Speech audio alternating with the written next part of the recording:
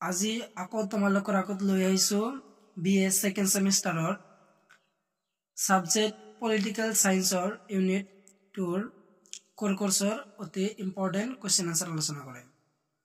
তো ইউনিট 2 দিয়া আছে তোমালোকৰ নাগৰিকত্ব আৰু অধিকাৰ। তো তোমালোকৰ কিছুমান ইম্পৰ্টেণ্ট কুৱেশ্যন আনসাৰ দেখুৱাম মডেলৰ, তো তোমালোকে চাই লোৱা। তো অতি চমু প্ৰশ্নটোৰ 1 মাৰ্কৰ হয় এইবিলাক কুৱেশ্যন। তো কুৱেশ্যন নম্বৰ 1, নাগৰিক শব্দটোৰ উৎপত্তি কোনটো শব্দৰ পৰা আহিছে? তো ইয়াৰ আনসাৰ কি হ'ব তোমালোকৰ নাগৰিক সিটিজেন শব্দটো লেটিন শব্দ সিভিছৰ পৰা উৎপত্তি হৈছে। আৰু তাৰ পিছত আছে কুৱেশ্যন নম্বৰ 2, নাগৰিকত্ব ধাৰণাৰ মাজেৰে কোনে অভিজাতন্ত্ৰৰ পক্ষপাত কৰিছিল? তো ইয়াৰ আনসাৰটো হ'ব তোমালোকৰ এৰিষ্টটলে। আৰু কুৱেশ্যন নম্বৰ 3, সুনাগৰিকত্বৰ 3টা গুণ কোনে চিনাক্ত কৰিছিল? তো ইয়াৰ উত্তৰটো হ'ল ব্ৰিটিছ পণ্ডিত লৰ্ড ব্ৰাইছ। আৰু কুৱেশ্যন নম্বৰ 4, নাগৰিকত্ব অৰ্জন কৰা 2টা পদ্ধতি উল্লেখ কৰা। তো অৰ্জন কৰা 2টা পদ্ধতি হ'ল জন্মসূত্ৰে আৰু দেশীয়কৰণৰ ধাৰা। আৰু কুৱেশ্যন নম্বৰ 5, ভাৰতীয় সংবিধানৰ মৌলিক অধিকাৰ কোন দেশৰ পৰা ধাৰ কৰা হৈছে? তো এইটো সকলোৱে কম বেছি জনায়। তো এৰ আনসাৰটো হ'ল আমেৰিকা যুক্তৰাষ্ট্ৰৰ পৰা। আৰু কুৱেশ্যন নম্বৰ 6, ভাৰতীয় ৰাষ্ট্ৰৰ নিৰ্দেশাত্মক নীতিসমূহ কোন সংবিধানৰ আলমত গঢ় দিয়া হৈছে? তো ইয়াৰ উত্তৰটো হ'ল আয়াৰলেণ্ডৰ সংবিধানৰ আলমত। আৰু কুৱেশ্যন নম্বৰ 7, ভাৰতীয় সংবিধানৰ মৌলিক অধিকাৰসমূহ কিমান নং অনুচ্ছেদত আছে? ইয়াৰ আনসাৰটো হ'ল 12ৰ পৰা 35 নং অনুচ্ছেদলৈ আছে। আৰু কুৱেশ্যন নম্বৰ 8, কোনটো অনুচ্ছেদে আইনৰ চকুত সকলো সমান অধিকাৰ প্ৰদান কৰিছে? তো ইয়াৰ উত্তৰটো হ'ল 14 নং অনুচ্ছেদে। আৰু কুৱেশ্যন নম্বৰ 9, কোনটো অনুচ্ছেদে অস্পৃশ্যতা বৰ্জন কৰিছে?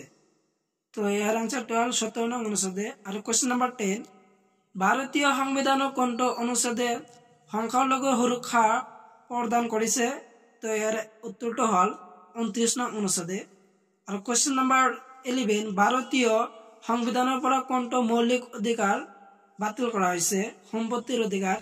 ইয়াৰ আনসাৰ হ'ল 1977 চনৰ 40 নং সংবিধান সংশোধনী অনুসৰি ইয়াক বাতিল কৰা হৈছে। আৰু কুৱেশ্যন নম্বৰ 12, মৌলিক কৰ্তব্য কেতিয়া সংবিধানত সংযোজন কৰা হয়? তো ইয়াৰ আনসাৰটো হ'ল 1966 চনত 42তম সংশোধনী মতে। আৰু কুৱেশ্যন নম্বৰ 13, সংবিধানৰ কোনটো অংশত নিৰ্দেশাত্মক নীতিসমূহ সন্নিৱিষ্ট কৰা হৈছে? এই আনসাৰখিনি আপোনালোকক দি আছো। 13 নম্বৰ কুৱেশ্যনৰ আনসাৰ হ'ল সংবিধানৰ 4টো অংশত। আৰু কুৱেশ্যন নম্বৰ 40, সংবিধানৰ কোনটো অংশত মৌলিক অধিকাৰসমূহ সন্নিৱিষ্ট কৰা হৈছে? তো ইয়াৰ এনসাৰটো হ'ল সংবিধানৰ 3টো অংশত। আৰু কুৱেশ্যন নম্বৰ 15, ভাৰতীয় সংবিধানৰ কেইটা মৌলিক অধিকাৰ আছে? তো ইয়াৰ আনসাৰটো হ'ল 6টা মৌলিক অধিকাৰ আছে ভাৰতীয় সংবিধানত। আৰু কুৱেশ্যন নম্বৰ 16, ভাৰতীয় সংবিধানৰ কোনটো অধিকাৰ বিদেশীয়ে উপভোগ কৰিব নোৱাৰে? ৰাজনৈতিক অধিকাৰ। আৰু কুৱেশ্যন নম্বৰ 17, ৰাষ্ট্ৰৰ নিৰ্দেশাত্মক নীতিৰ প্ৰধান উদ্দেশ্য কি?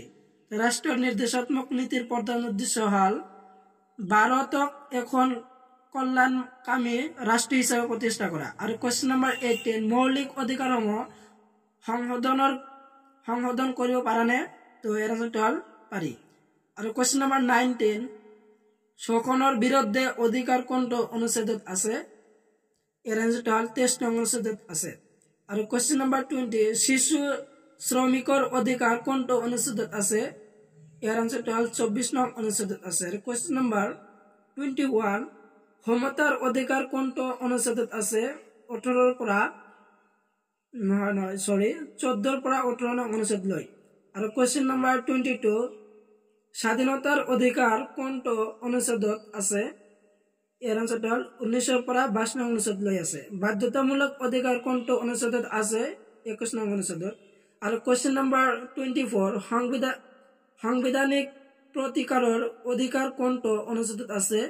32 নং অনুচ্ছেদত আছে। আৰু কুৱেশ্যন নম্বৰ 25, সংবিধানৰ 36 পৰা 51 নং অনুচ্ছেদ কিহৰ লগত জড়িত? ইয়াৰ এনসাৰটো হ'ল ৰাষ্ট্ৰৰ নিৰ্দেশাত্মক নীতিৰ লগত জড়িত।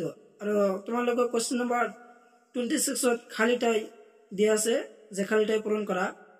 তো ইয়াৰ ক নম্বৰ হ'ল মৌলিক অধিকাৰসমূহৰ ডেছ নহয়। ইয়াৰ এনসাৰটো হ'ব চৰম, মৌলিক অধিকাৰসমূহ চৰম নহয়। আৰু কোৱেশ্চন নম্বৰ খ 44তম সংশোধনীয়ে ডেছ অধিকাৰৰ বাতিল কৰে। ইয়াৰ এনসাৰটো হ'ল সম্পত্তিৰ অধিকাৰ।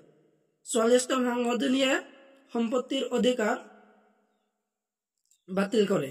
তো ইয়াৰ আছিল তোমালোকৰ 2nd ইউনিটৰ শৰ্ট কুৱেশ্চন আনসাৰ, মাৰ্ক 1 মাৰ্কৰ।